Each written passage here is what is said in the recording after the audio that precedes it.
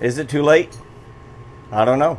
It's almost the very end of April, and I am in the growing room, and there's nothing in here. I'm not growing anything.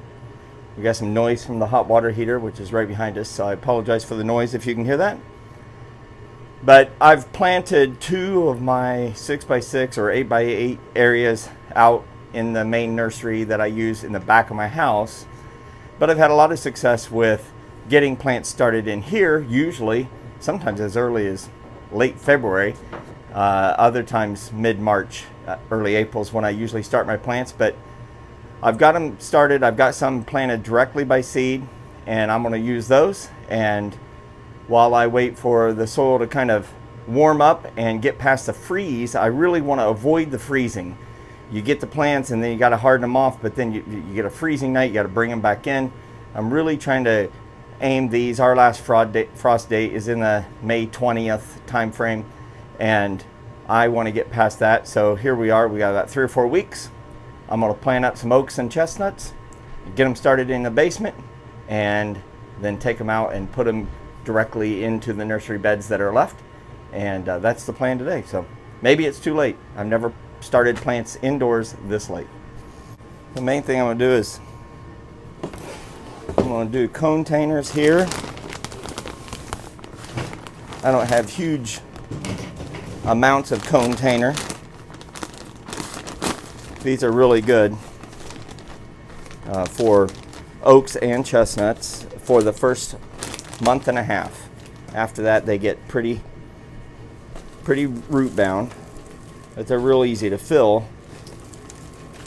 You just start filling them, and I'm using the Miracle-Gro potting mix, not potting soil.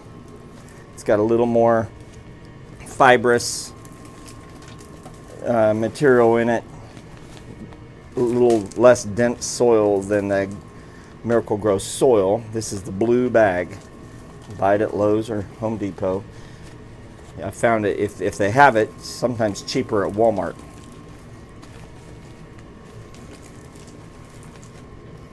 I sell them sometimes in these containers when I sell live plants, as opposed to, well, in season plants as opposed to bare roots, and they go with the plant.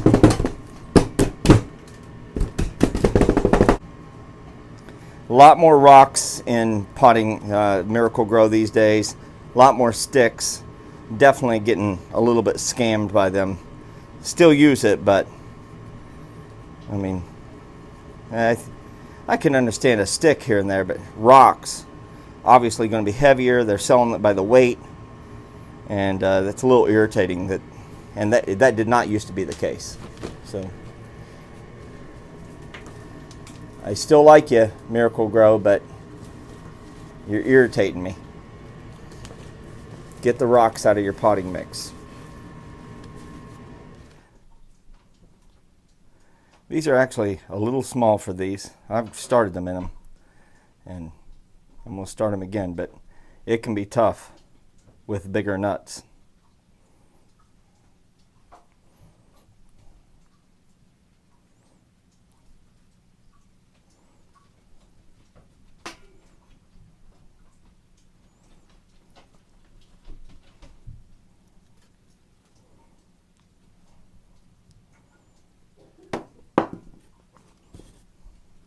These are perfect size for starting.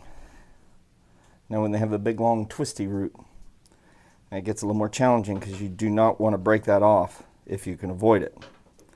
If you break it off, through, and there's an inch of it left, but if you break it off at the seed, that's going to be big trouble for your plant, whether it'll survive or not, because it usually will not send out another root.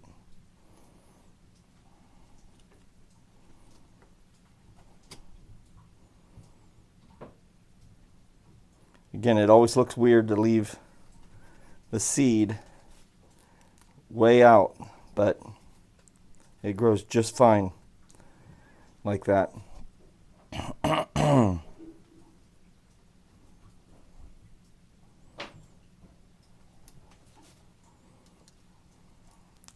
like I said, I've broken off the taproot if it's too long, because otherwise I'm going to snap it off at the nut. And if you snap it off at the nut, it is not going to grow.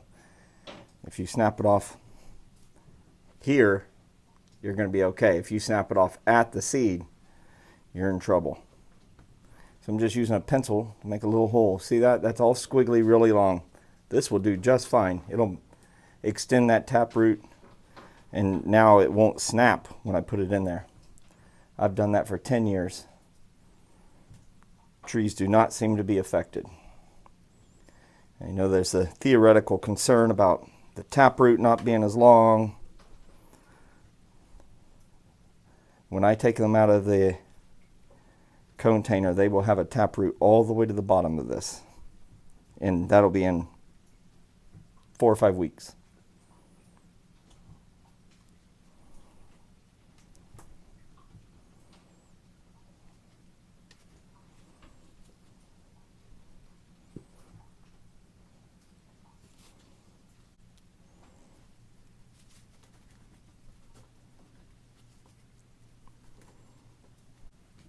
So I'll just put them every other one as much as I can. Let those leaves have a little more room to grow.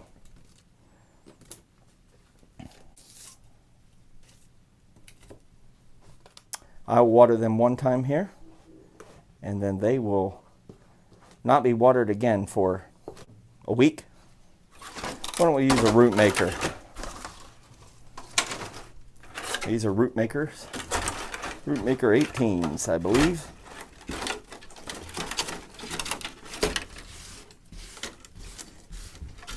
They do air pruning. They have holes in them and allow for very rapid drainage, let the roots grow out. For as short a time as I grow them, they don't really need to be grown in these, but I do like them. It's just the price point compared to a bunch of containers and then planting outside. It's better to do the containers, but this will make a robust seedling. And while the taproot won't be quite as long, the roots will be very fibrous and well expanded because of the air pruning nature of these. But I guess I wouldn't say you have to rush out and buy them. If you want to just grow successful, you can use red solo cups and you'll do very good. As long as you're not trying to grow them a whole season in the container. Did you hear the rock hit the ground? Hear that? Yeah. All right. Let's go grab some more chestnuts. I found more chestnuts. These are, I guess what you would call a complex hybrid. It's got produced from pollen flying all over the orchard. Now, because there's more room here, I can use my finger instead of a pencil.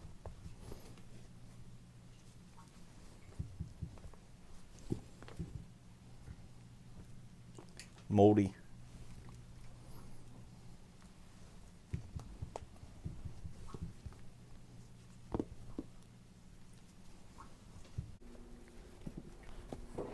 All right, 18 more have been planted up.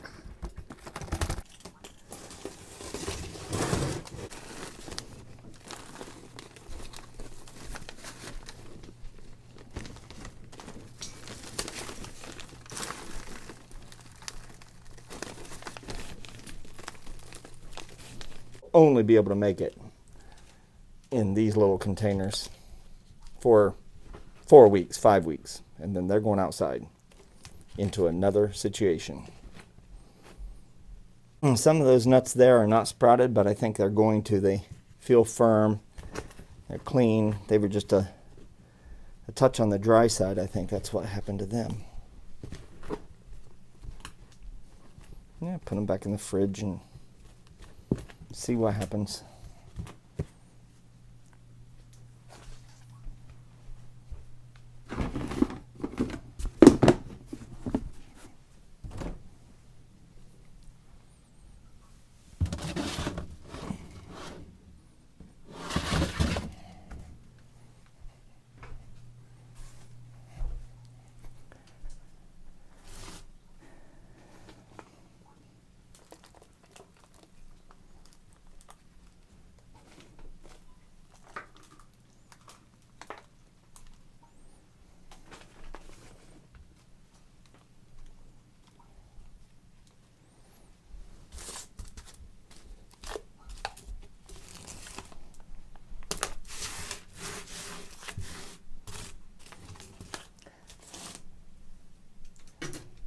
Well, we're going to get everything else potted up. We'll go from there. Well, I'm going to finish watering these up and check on them a couple times a week. And we'll see how they do. Am I too late? That's the question. Hopefully you're out there getting some stuff planted. We've done plenty of planting. Just a little late with this part.